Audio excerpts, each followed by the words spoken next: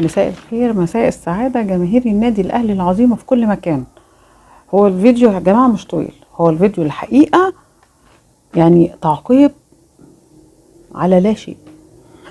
على فين القرارات؟ يعني احنا عايزين نعاقب، بس هنقول ايه؟ حضرتك تمخض الجبل وأنجب، نسي ينجب. هو تمخض بس، يعني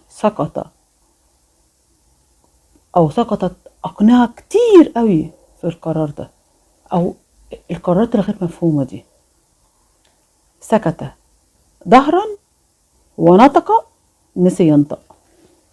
يعني الحقيقة أنا مش عارفة أفهم أي حاجة. يعني الحقيقة الناس بتوع الإعلام، لجنة الإعلام الأعلى للإعلام، الناس الحلوة اللي اجتمعت دي كلها، أنا مش فاهمين حاجة.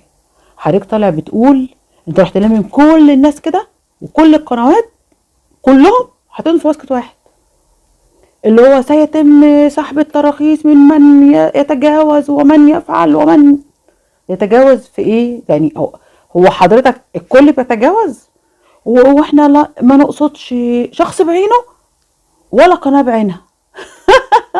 يعني ايه حضرتك؟ هو انت مقتنع ليه؟ امال انت مقتنع ليه؟ وسحب التراخيص دي بقى هيبقى بناء لما حضرتك السباب والتجاوز والخوض في الاعراض مش سبب مقنع لسحب التراخيص. يعني امال حضرتك بتسحبوا التراخيص على ايه؟ يعني بس عشان نبقى فاهمين، علشان يعني ما نفاجئش مثلا ان حد مثلا قال كلمتين كده، يعني مثلا قال يعني مساء الخير بطريقه ما عجبتكوش فتروحوا ساحبين التراخيص من القناه بتاعته. وطبعا ده هيبقى ده يوم ما هتعملوه هتطبقوه على قناه النادي الاهلي، اللي هو ايه؟ يعني لو حد طلع بس قال يا جماعه احنا اتشتمنا ما حدش هيجيب لنا حقنا، فانت هتعتبروها دي اهانه وتروح ساحبين التراخيص من النادي الاهلي. ايه ده؟ ايه ده؟ يعني ايه التهريج ده؟ انتوا بجد يعني والله انا مكسوفه لكم بامانه. ومش عارفه اللجان الالكترونيه والقرصنه الالكترونيه واللي مش ايه ده؟ ايه علاقته ده؟ ايه ده؟ ايه دوره؟ يعني ايه علاقته باللي بيحصل؟ يعني انا مش عارفه افهمكم بصراحه. ولا يعني يا ريتكم ما اجتمعتوا، ويا ريتكم ما قررتوا، ويا ريتكم ما قلتوا، ويا ريتكم ما عملتوا اي حاجه. يعني بصراحة حاجة غريبة جدا، حاجة يعني عيب. عيب يا جماعة. يعني أنا مش عارفة، يعني انتوا يعني بجد انتوا عادي كده الموضوع بالنسبة لكم عادي؟ طب انتوا مش محرجين من اللي انتوا كاتبينه ده، اللي احنا ما احناش فاهمينه، اللي مش عارف انتوا عايزين تقولوا ايه لمين؟ واحنا في نفس الكلام ونفس الموضوع بس في حتة تانية. التسريبات اللي حاصله من اتحاد الكوره والجمل اللطيفه اللي طلعت، ما احنا كنا هنوقف كهرباء. يا سلام. دي قرارات سابقه التجهيز. يعني انتوا استدعيتوا الكهرباء وانتوا كنتوا واخدين القرار، واللي اجل الموضوع القرار ان رئيس نادي الزمالك رفض انه يجي، او حصل ان هو اتكلم في حقكم، فانتوا قررتوا انكم ما توقفوش كهرباء او استقلتوا يعني علشان كده. بس انتوا كنتوا مقررين ايقاف كهرباء. لا لا لا لا لا لا لا، بجد بجد. يعني الحقيقة الواحد مش عارف يقول واللي يطلع يقول لك يا جماعة ما الراجل جالكم بنفسه. إيه مش عارفة تشرب ايه حضرتك؟ ايه ده؟ ايه ده بجد؟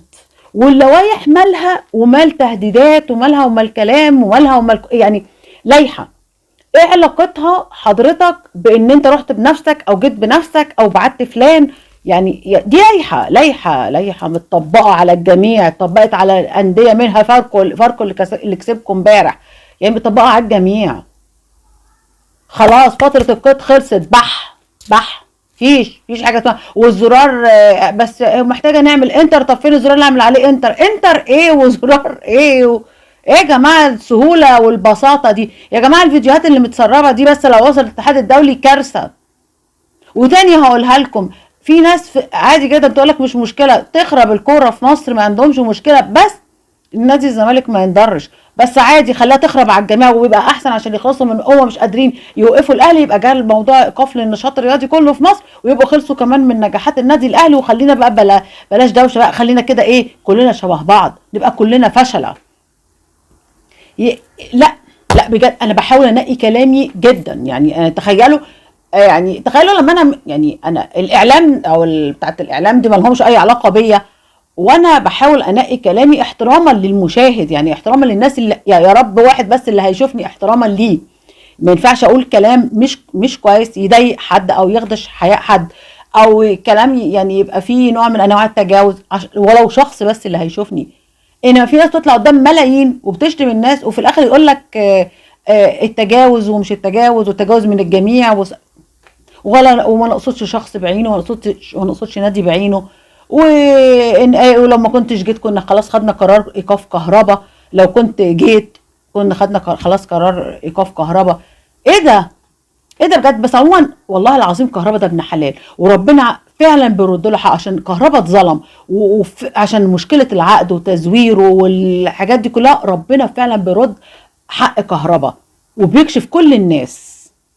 كل ما يجوا يأذوا كهربا سبحان الله، ربنا يقف معاه ويكشفهم ويرجع فعلا ويعدي الولد المحنة ورا المحنة ورا المحنة، تزوير عقود ورا تلفيق اي حاجة. سبحان الله، بتاعت ربنا، بتاعت ربنا. ما انتوا بتقعدوا تعملوا مكائد، وبتعملوا عايزين تضروا النادي الاهلي وتضروا الكهرباء. بس سبحان الله، النادي الاهلي هو فين دلوقتي؟ هيلاعب بكره ريال مدريد، وانتوا فين؟ انتوا بتتغلبوا من طوب الارض. الرياضه كلها مغلوبه من على فكره. مش انا ما اقصدش بقى بس في الهزيمه ان نادي الزمالك اتغلب، لا، ده الرياضه المصريه كلها مهزومه، مهزومه قدام العالم كله. ده احنا شكلنا عار العار، عار العار. ايه ده؟ الناس كلها بتتفرج والناس كلها شايفة، والسوشيال ميديا خلاص يعني فاهم موريه الناس كل حاجة. كل الناس شايفة ايه اللي بيحصل في مصر، وايه ايه ده؟ ايه ده بجد؟ بس احنا زي ما قال وزير الرياضة هنقدر ننظم كأس العالم واحسن من قطر كمان. لا طبعا ده واضح حضرتك، يا سلام، عادي جدا. يعني الدليل على كده الاجتماعات اللي شفناها. ومين صور الاجتماعات؟ طيب مين اللي صور الاجتماع ده يعني مين اللي خد الحق انه يصوره، ومين اللي خد الحق انه ينزله؟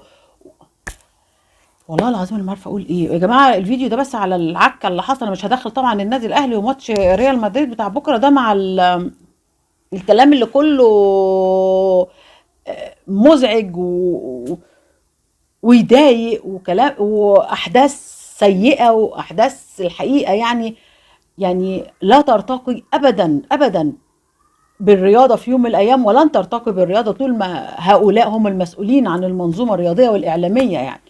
عموما احنا لينا لقاء طبعا هنتكلم فيه عن الاهلي واستعدادات النادي الاهلي لنادي ريال مدريد، واللقاء السحاب زي ما بيقولوا، نادي القرن الاوروبي قدام نادي القرن الافريقي ان شاء الله باذن الله، تاني 11 قدام 11 ان شاء الله باذن الله، باذن الله الاهلي يكسب.